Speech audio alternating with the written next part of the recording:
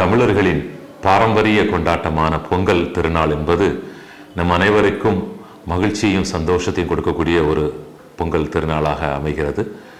இந்த நேரத்தில் எங்களது கேம்பிரிட்ஜ் குழுமத்தின் சார்பாக அனைவருக்கும் பொங்கல் நல் வாழ்த்துக்களை தெரிவிப்பதில் மகிழ்ச்சி அடைகிறேன்.